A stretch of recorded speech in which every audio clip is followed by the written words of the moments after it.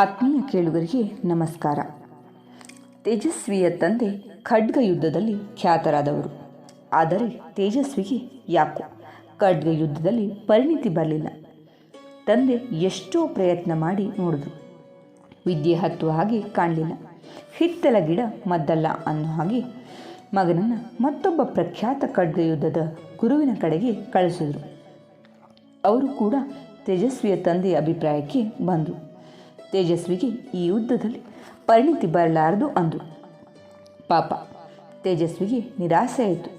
ಗುರುಗಳೇ, ನಾನು ಶ್ರಮಪಟ್ಟು ಕಲಿತರೆ ಎಷ್ಟು ವರ್ಷಗಳಲ್ಲಿ ನಾನು ನಿಷ್ಣಾತನಾಗಬಹುದು ಅಂತ ಕೇಳಿದ.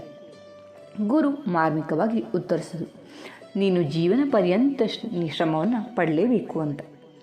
ತೇಜಸ್ವಿ, ನಾನು ಅಷ್ಟು ಕಾಲ ಕಾಯಲಾರೆ. ನಾನು ನಿಮ್ಮ ಮನೆಯ ಆಳಾಗಿ ದುಡಿತೀನಿ.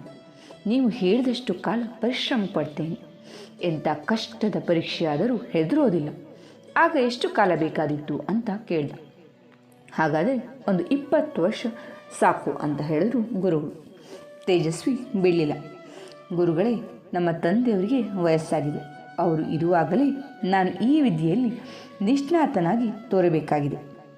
ಬೇಕಾದರೆ ನಾನು ದಿನಕ್ಕೆ 20 ಗಂಟೆಗಳ ಕಾಲ ತಾವು ಹೇಳಿದ್ದನ್ನು ಪಾಲಿಸಿ ಪ್ರಯತ್ನಿಸ್ತೇನೆ.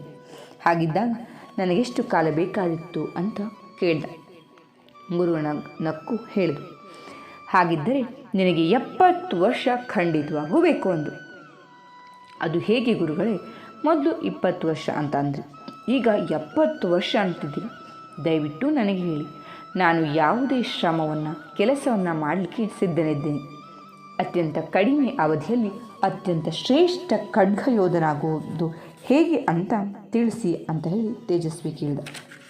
ಇಲ್ಲ ಮಗು, ನೀನು ನನ್ನೊಡನೆಯೇ 70 ವರ್ಷ ಇದ್ದುಬಿಡು. ಫಲಿತಾಂಶಕ್ಕೆ ಅವಸರ ಪಡುವವನು ಯಾವತ್ತಿಗೂ ಕೂಡ ಶ್ರೇಷ್ಠನಾಗಲಾರ, ಕಲಿತದ್ದನ್ನು ಅರಗಿಸಿಕೊಳ್ಳಲಾರ ಅಂತ ಹೇಳಿ ಗುರುಗಳು ಹೇಳಿದರು. ತೇಜಸ್ವಿ ಗುರುವಿನೊಡನೆ ಉಳಿದುಬಿಟ್ಟ. ಗುರು ಅವನಿಗೆ ಖಡ್ಗ ಯುದ್ಧದ ಬಗ್ಗೆ ಯಾವ ಮಾತನ್ನು ಆಡಲಿಲ್ಲ. ಗುರು ಹೇಳಿದ ಕೆಲಸ, ಮನೆ ಕೆಲಸ ಮಾಡಿಕೊಂಡು ಇದ್ದುಬಿಟ್ಟ. ಸ್ವಲ್ಪ ದಿನ ಖಡ್ಗದ ಕಡೆಗೆ ತಿರುಗು ಕೂಡ ನೋಡಲಿಲ್ಲ. ಒಂದಿನ ಶಿಷ್ಯ ತಲೆ ಬಗ್ಗಿಸಿ ನೆಲ ಒರೆಸ್ತಾ ಇದ್ದಾಗ ಹಿಂದಿನಿಂದ ಬಂದಂಥ ಗುರು ಮರದ ಖಡ್ಗವೊಂದರಿಂದ ಬೆನ್ನ ಮೇಲೆ ಅಪ್ಪಳಿಸಿದ. ತರುಣ ಗಾಬರಿಯಾದ. ಛಕ್ಕನೆ ತಿರುಗಿ ತಪ್ಪಿಸಿಕೊಳ್ಬೇಕು ಅಂತ ಹೇಳಿದ್ರು ಗುರುಗಳು. ಮಾರನೇ ದಿನ ರಾತ್ರಿ ಹಾಸಿಗೆ ಹಾಕಿಸಿಕೊಳ್ಳುತ್ತಿರುವಾಗ ಮತ್ತೆ ಪೆಟ್ಟು ಬಿತ್ತು. ಈಗ ತೇಜಸ್ವಿಗೆ ಮತ್ತೊಂದು ಕೆಲಸ ಆರಂಭ ಆಯಿತು.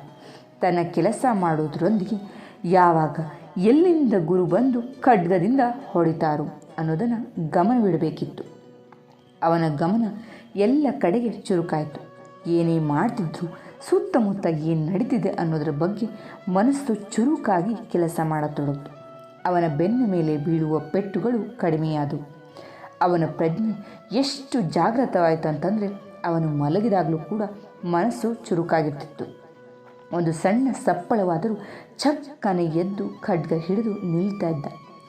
2 ತಿಂಗಳುಗಳ ನಂತರ ಗುರು ಬಂದು, ನೀನೀಗ ಅತ್ಯುತ್ತಮ ಖಡ್ಗ ಯೋಧನಾಗಿದ್ದೀಯ, ಮನೆಗೆ ತೆರಳಿ ಸಾಧನೆ ಮಾಡು ಅಂತ ಹೇಳಿ ಆಶೀರ್ವದಿಸಿ ಕಳಿಸಿದ್ರು.